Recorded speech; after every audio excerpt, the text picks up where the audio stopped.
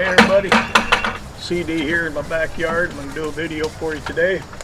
Putting up bait, cut bait for future. I probably watch 8 or 10 different catfishing videos, Facebook channels I guess you call them. And there's always somebody on there making a comment, how do I put up cut bait this week and I can use it next week without it spoiling, rotting or whatever. Simplest thing in the world. This comes back to my trapping days, making trapping bait, stuff like that. I'm going to show you what you do.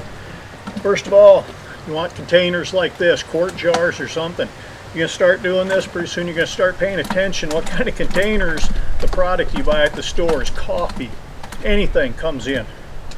You want a lid on it. I got about, maybe about a dozen bluegills right here we're going to work with. Okay, the secrets of this whole thing right here. Comes out of a trapping supply house. This one did. Sodium benzoate. That's the secret right there.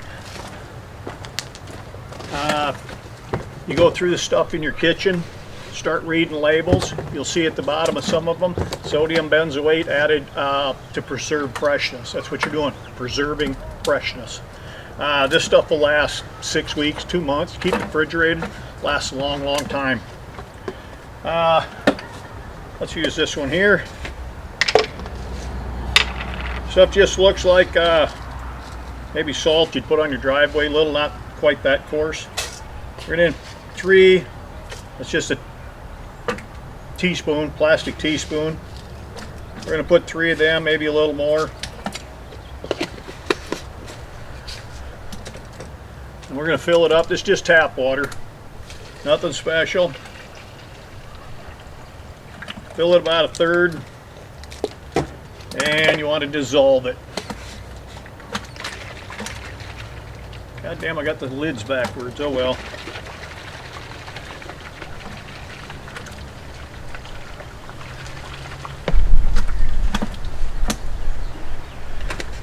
Bluegills, small scaled fish, cut them, throw them in there. Don't worry about it. South Dakota, we can't use carp, jumping carp, European carp, grass carp. Can't use them for bait anymore in any way, shape, or form. It's crying shame. That's the way it is. Prior to that, I used to just go down on the bridge with the recurve, thump one of them big goddamn grass carps about like that. Scale them. You want the leather on there. Leave the skin on there because that keeps that bait on the hook really good.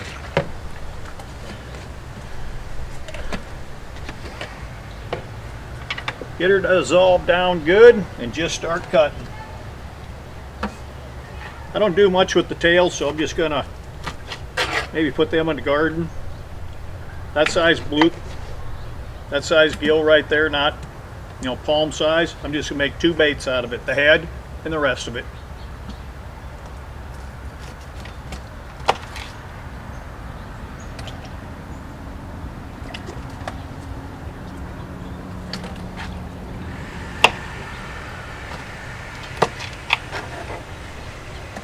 There's some bigger ones in here. You have to get cut several times.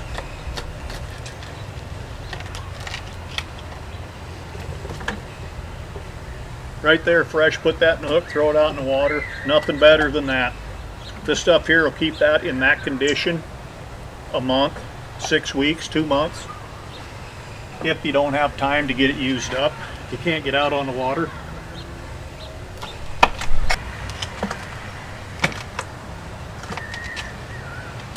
Suppose chunking up gills for bait will make YouTube's community standards.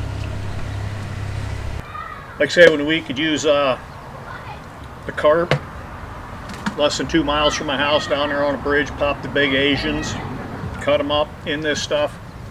I've had it in the refrigerator for 2 months. Good piece of cut bait, you can go out and catch a 10 fish limit with 2 of them. A jar like that, golf ball size chunks last you a long, long time. Hey, that's it folks. That's how you put up cut bait. Once again, sodium benzoate. You want to find this stuff, get on a trapper supply. Just Google trapping supply dealer or something like that, whatever, trap supplies. Go into bait making. This is called bait making compound. Different trap places call it different stuff, or just type in their header sodium benzoate. It'll take you right to it. It's cheap. This whole thing was like $7. That's about the third one I've had in the last 20 years. I used to use it in trapping bait, coyote bait, coon bait. I started using it for this stuff long time ago. It's a real deal, folks. Works like $1,000,000. Thanks a lot. CD out.